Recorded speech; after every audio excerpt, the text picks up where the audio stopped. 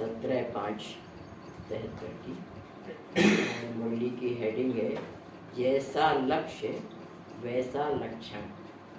यानी जैसा लक्ष्य है हम सबका वैसे ही लक्षण हम सबको अपने अंदर लाने हैं। ज्ञान का सागर, सर्वशक्तिवान, आनंद का सागर, दया का सागर, कल्याणकारी बाबा बोले। आज बाबा की विशेषताएं क्या बताएंगे? ज्ञान का सागर, सर्वशक्तिवान, आनंद का सागर, दया का सागर और सबका कल्याण करने वाले बाबा बोले। क्या कहा? जो विशेषताएं बाप की हैं वह क्या वह अपने में अनुभव करते हो। यानी जैसा बाप है वैसा ही हम बच्चे बनने का जब हमारा लक्ष्य है तो वैसी विशेषताएं अपने में अनुभव करते हो क्या? जैसे सभी को अपनी इस पढ़ाई के मुख्य 4 सब्जेक्ट सुनाते हो ना, वैसे मुख्य विशेषताएं भी 4 हैं। क्या उनको जानते हो? 4 सब्जेक्ट के प्रमाण 4 विशेषताएं। यानी हमारे जो सब्जेक्ट हैं ज्ञान, योग, धारणा, सेवा, 4 सब्जेक्ट। इन 4 सब्जेक्ट से हम क्या बनते हैं? ज्ञान के सब्जेक्ट से हम नॉलेजफुल बनते हैं, योग के सब्जेक्ट में पावरफुल बनते हैं और धारणा के सब्जेक्ट से सर्विसेबल बनते हैं और सेवा के सब्जेक्ट से ब्लेसफुल यानी सबकी ब्लेसिंग मिलती है। तो 4 सब्जेक्ट का 4 फल जो मिलता है, विशेषताएं जो हम बच्चों में आती हैं उनके बारे में आज बाबा ने बताया। नॉलेजफुल, पावरफुल, सर्विसेबल और ब्लेसफुल, यह मुख्य 4 विशेषताएं क्या अपने में अनुभव करते हो? इन चारों की परसेंटेज में बहुत अंतर है या थोड़ा है? यानी ये चारों ही सब्जेक्ट की जो विशेषताएं वो आ गई है, कितना परसेंटेज तक आई है? बहुत अंतर है या थोड़ा है? फॉलो फादर करने वाले हो ना, चारों ही जो सब्जेक्ट हैं वह जीवन में नेचुरल रूप में हैं कि अभी उतराई चढ़ाई का नेचुरल रूप है। यानी चारों सब्जेक्ट की जो विशेषताएं हैं बच्चों में नेचुरल रूप में आ गई हैं या अभी उतार चढ़ाव में आ जाते हैं? कितना परसेंटेज नेचुरल रूप में है? 14 कला तक नेचुरल रूप हुआ है क्या? संपूर्ण स्टेज को पाने के लिए अब पुरुषार्थ की स्पीड तेज नहीं होगी तो क्या समय के अनुसार अपने को संपन्न बना सकेंगे? बाबा पूछ रहे हैं कि संपूर्ण स्टेज को पाने के लिए अब पुरुषार्थ की स्पीड तेज नहीं होगी तो क्या समय के अनुसार अपने को संपन्न बना सकेंगे? हमारी जो डिग्री है उसमें क्या है? सर्वगुण संपन्न, 16 कला संपूर्ण, संपूर्ण निर्विकारी, संपूर्ण अहिंसक, मर्यादा पुरुषोत्तम। तो बाबा पूछ रहे हैं अगर 14 कला तक पहुँचे हैं तो 2 कला तो अभी बाकी है ना, तो हम अगर स्पीड तेज नहीं करेंगे तो संपूर्ण स्टेज तक कैसे पहुँच पाएंगे? इसलिए बच्चों को समय के अनुसार अब स्पीड तेज करनी है। टेम्परेरी कार्य के लिए बाप दादा की व अपनी मत के अनुसार जो स्टेज बनती है वह दूसरी बात है, लेकिन लास्ट स्टेज के प्रमाण क्या ऐसी स्पीड में आगे जा रही हो? यानी जो फाइनल स्टेज है 16 कला वाली, तो उस लास्ट स्टेज के प्रमाण क्या ऐसी स्पीड में आगे जा रहे हो? क्या अपनी स्पीड से संतुष्ट हो? इसके लिए भी प्लान बनता है या सिर्फ सर्विस के ही प्लान बनाते हैं? बाबा का कहना है कि जैसे सेवा की योजना बनाते हो, यहाँ सेवा करना है, वहाँ सेवा करना है, तो ऐसे ही हमारी जो स्टेज है वो 16 कला संपूर्ण बन जाए, यानी हम अपनी फुल फ्लेश्ड डिग्री को प्राप्त कर लें, उसके लिए भी कोई प्लान बनाते हो कि हम कौन सी और मेहनत करें जिससे कि हम संपूर्ण स्टेज को जल्दी से प्राप्त कर लें। जैसे सर्विस के भिन्न भिन्न प्लान्स बनाते हो, तो क्या वैसे ही अपनी स्पीड से संतुष्ट रहने के लिए भी कोई प्लान बनाते हो जो प्रैक्टिकल में प्राप्ति या सफलता होती है उसी अनुसार ही स्पीड तेज होगी। अगर देखते हो सर्विस में सफलता कम है, तो क्या इसके लिए कुछ नई बातें सोचते हो? भिन्न भिन्न रीति से चलाकर क्या इस धरती को ठीक करने का भी प्रयास करते हो? तो भिन्न भिन्न रीति से चलाकर क्या इस धरती को ठीक करने का भी प्रयत्न करते हो? जैसे बीज बोने से पहले किसान धरती को उसकी गुड़ाई करता है, मतलब खुदाई करता है, जिससे कि बीज जल्दी से बढ़ जाए, उसमें पैदा जल्दी हो जाए। तो बाबा ऐसे ही कह रहे हैं, क्या आप अपनी धरती को यानी अपने आप को इतना पुरुषार्थ करते हो कि हम जल्दी से अपनी फाइनल स्टेज तक पहुंच जाएं? स्वयं न कर पाते हो तो संगठन के सहयोग से भी इसको ठीक करते हो ना। अब जैसे कभी कभी स्टेज डाउन होने लगती है, तो संगठन के सहयोग से चलो एक दो योग भट्टी कर लो 2-4 दिन की, या कोई और प्रोग्राम कर लो जिसमें क्या हमारी एनर्जी बढ़ जाए, हम लेवल पर आ जाएं। तो बाबा कह रहे हैं ऐसे संगठन के सहयोग से या अपना इंडिविजुअल पुरुषार्थ कोई करते हैं, तो वो करते हो क्या? वैसे इस बात के लिए इतना ही स्पष्ट है क्या? इतनी लगन है अपने प्रति, कितनी फिक्र है? क्या प्लान बनाते हो? क्या अपनी स्पीड को बढ़ाने के लिए कोई नया प्लान बनाया है? क्या एकांत में रह याद की यात्रा बढ़ाने का प्लान बनाते हो? यानी एकांत में रह करके बाबा की याद का अपना टाइम बढ़ाएं, चार्ट बढ़ाएं, तो इसके ऊपर भी अपना अटेंशन देना। तो इन बातों किन बातों का अपने को अपनी स्थिति को अच्छा बनाने के लिए कौन सा पुरुषार्थ करते हो? जैसे जो विशेष सर्विस की स्टेज पर आने वाले हैं, उनको अपने हर कार्य की को सेट करने का, अनुभव करने का प्लान बनाना पड़ता है ना। वैसे ही अमृत वेले अपने पुरुषार्थ की उन्नति का प्लान सेट करना है। आज किस विषय पर व किस कमजोरी पर विशेष अटेंशन देकर इसकी परसेंटेज बढ़ावे। यानी बाबा कह रहे हैं कि आप अमृत वेले अपना प्लान बनाओ कि हमारे अंदर जो कमजोरी है इसको दूर करने के लिए आज क्या प्रोग्राम बनाएंगे, तो इसका परसेंटेज बढ़ावें। हर एक अपनी हिम्मत के अनुसार यह प्लान बुद्धि में रखे कि आज के दिन में क्या प्रैक्टिकल में लाएंगे और कितनी परसेंटेज तक इस बात को पुरुषार्थ में लाएंगे।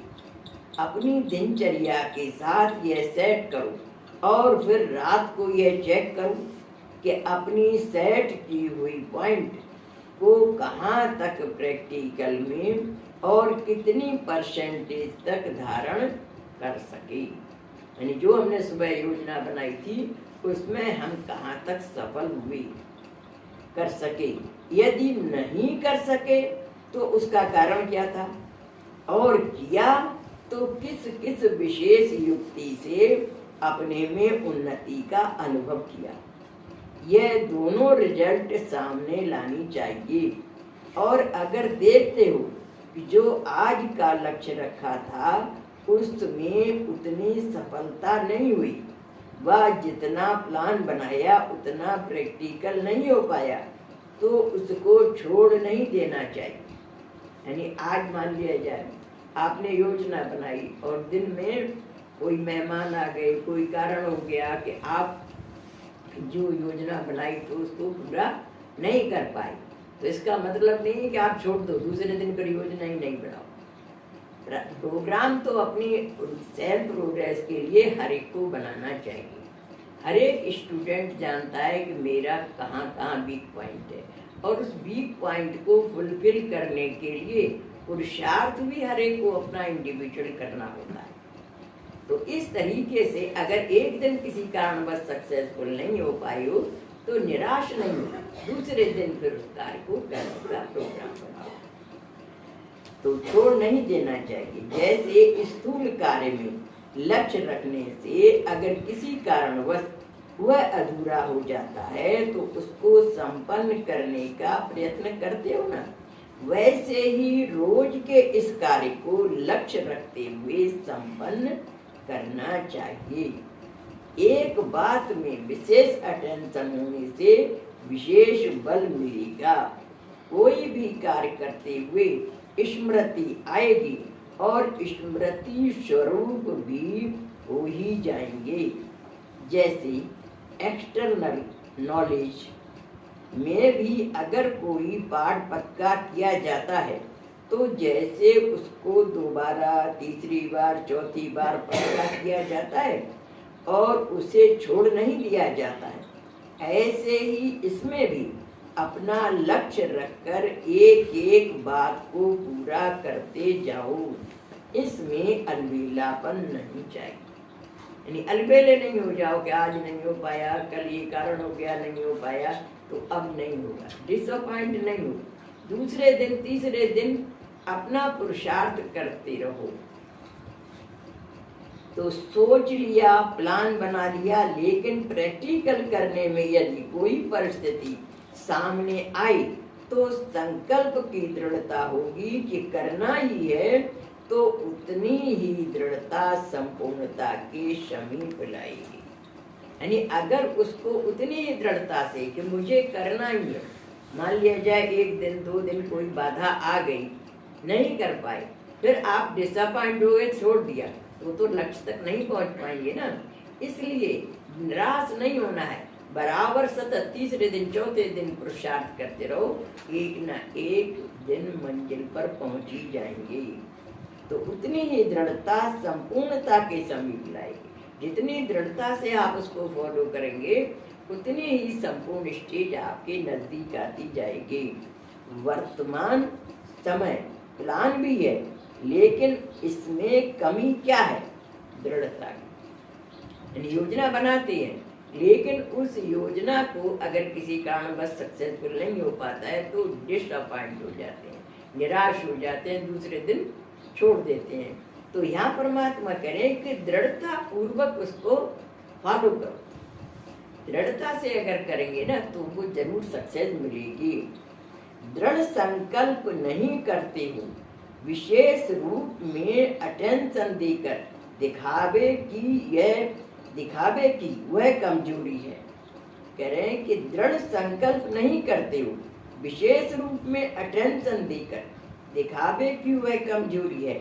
महारथियों को अर्थात सर्विसेबल श्रेष्ठ आत्माओं को सर्विस के साथ साथ सेल्फ सर्विस का भी अटेंशन चाहिए।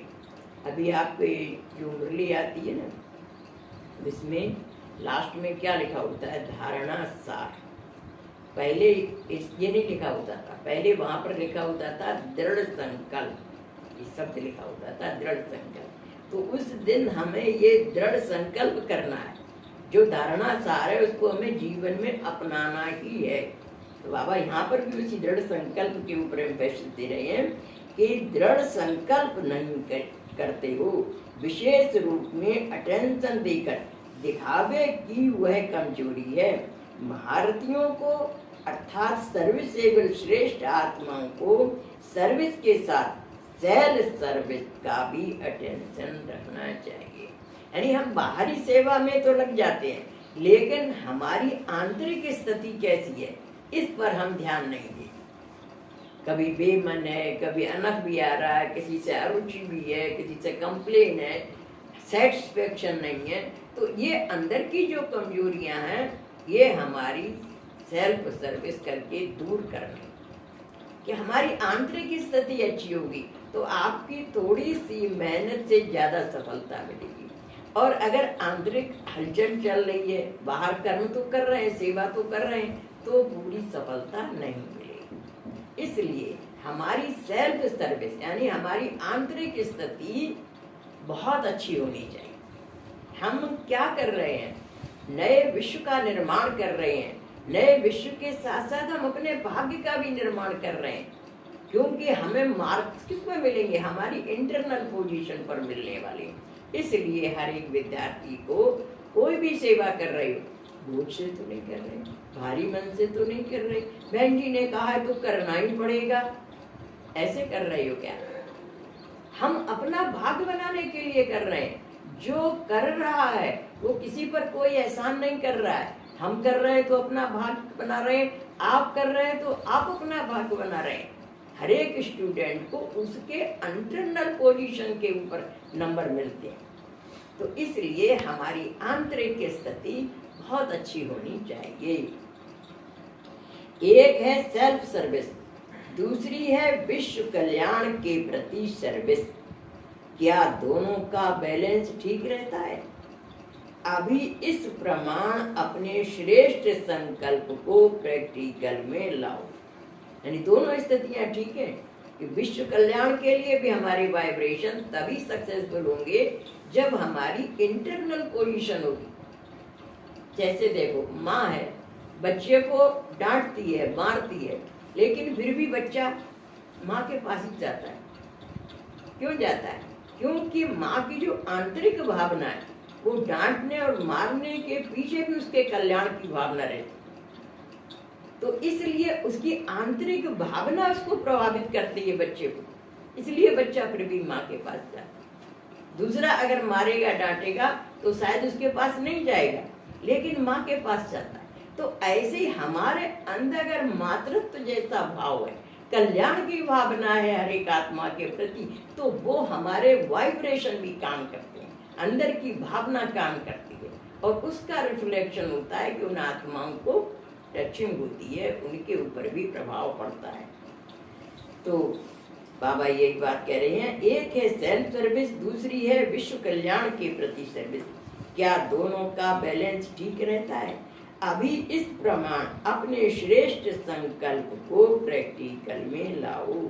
सिर्फ सोचो नहीं, जैसे लोगों को भी कहते हो ना कि सोचते सोचते समय न बीत जाए, इसी प्रकार अपनी उन्नति के प्लान सोचने के साथ साथ प्रैक्टिकल में दृढ़ संकल्प से करो।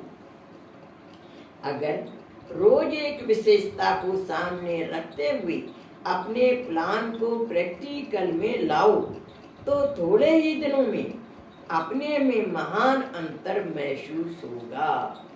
इस विशेष वरदान भूमि में अपनी उन्नति के प्रति भी कुछ प्लान बनाते हो, वह सिर्फ सर्विस करके, मीटिंग करके चले जाते हो।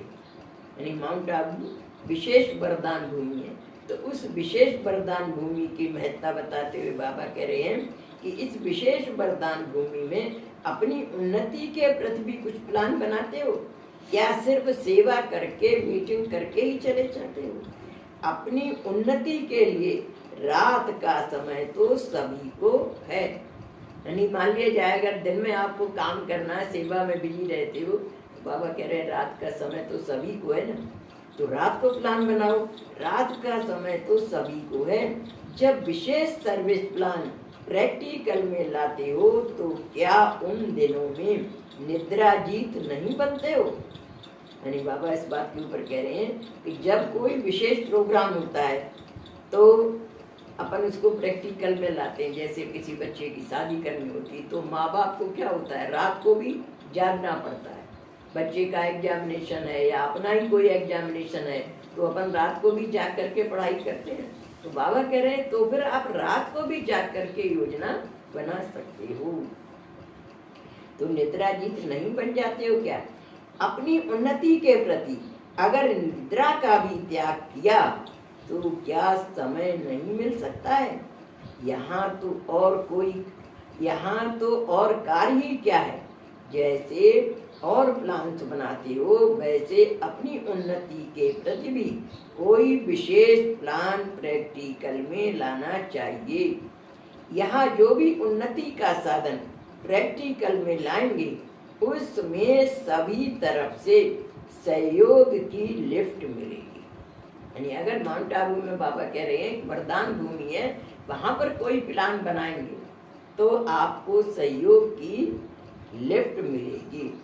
तो सहयोग की लिफ्ट मिलेगी। जो लक्ष्य रखते हो इस प्रमाण प्रैक्टिकल में लक्षण नहीं हो पाते, जबकि कारण को भी और निवारण को भी समझते हो। बाबा कह रहे हैं कि कारण भी मालूम है और निवारण को भी समझते हो कि सॉल्यूशन भी हमें ही निकालना है। कोई भी योजना बनाए तो उसको हम प्रैक्टिकल में लाएं। प्रैक्टिकल में लाएंगे तभी हमें उसके सफलता के नंबर मिलेंगे और आपका मनोबल भी स्ट्रांग हो जाएगा। हम कार्य को जब संपूर्ण करते हैं तो हमें सफलता भी मिलती है। एक बात की आपको घटना सुनाऊं कि हमारी टीचर्स की मीटिंग थी, उसमें जनवरी मास के बारे में एक बहन ने कहा कि हम जनवरी मास में 108 घंटे का योग रखते हैं। बात मुझे बहुत अच्छी लगी। मैंने कहा कि हम भी कर सकते हैं ऐसे। अब हम भी कर सकते हैं तो हमने उस साल से शुरू कर दिया अपने यहाँ जनवरी मास में 108 घंटे का हम भी योग रखें। फिर क्या था कि जनवरी मास में ही हमें कभी सेवा का टर्न माउंट आबू जाने का पड़ गया। अब हमने कहा बाबा क्या करें, सबका तो नहीं हो सकता है लेकिन मैं इंडिविजुअल तो कर सकती हूँ। तो टारगेट पूरा करने के लिए बाबा के कमरे में जा जाकर बैठती थी। मतलब मुझे पूरा 108 घंटा करना है, लक्ष्य रखा है तो फिर वैसी मेहनत भी करनी है। तो आप लक्ष्य रखेंगे तो आपको टाइम भी मिल जाएगा, सहयोग भी मिल जाएगा और हर साल तब से बराबर जनवरी मास में 108 घंटे का योग होता है। तो प्रेरणा वहीं पर ली और वहीं पर ही संकल्प किया कि हर जनवरी मास को हम भी 108 घंटे का योग रखेंगे। तो बाबा पूरा भी करा देता है। इस बार हो गया, हर साल होता रहेंगे। तो अले कुल तो हो गई हो, बाकी कमी क्या है जो कि प्रैक्टिकल में नहीं हो पाता। पावरफुल ना होने के कारण नॉलेज को प्रैक्टिकल में नहीं कर पाते। अब क्या है, ऐसे बाबा ने कहा नॉलेजफुल तो हो गई, ज्ञान तो सबको मालूम पड़ गया। पावरफुल किससे बनते हैं? योग से बनते हैं। तो योग हमारा अगर तगड़ा होगा तो हम पावरफुल बनकर वो काम को कर लेंगे। मैं जब योग भट्टी रखती हूँ ना तो दूसरे के लिए नहीं, कोई आए वेल एंड गुड बैठ, लेकिन मुझे करना है, मुझे बैठना है। जितना टाइम मैंने बताया है उतने से लेकर के जितने समय तक योग भट्टी मुझे बैठना है। आने वाले आते भी हैं लेकिन उनके ऊपर नहीं इतना जोर देती जितना अपने ऊपर ध्यान रखती हूँ। तो ऐसे करके अगर हर एक स्टूडेंट अपनी सेल्फ प्रोग्रेस करनी है ना, नंबर हमें लेने हैं, पद हमें पाना है, तो मेहनत भी तो हमें ही करनी होगी ना। जो करेगा सो पाएगा। दूसरे के पुरुषार्थ का फल मुझे नहीं मिलने वाला, मेरे पुरुषार्थ का फल दूसरे को नहीं मिलने वाला। हम तो खाली मोटिवेट करने के लिए है ना, निमित्त है। असली टीचर तो भगवान है ना। तो इस तरीके से अगर कल्याण की भावना रखते हुए हम कोई प्रोग्राम बनाते हैं तो उसमें भी सफलता मिलती ही है। तो प्रैक्टिकल प्लान बनाओ।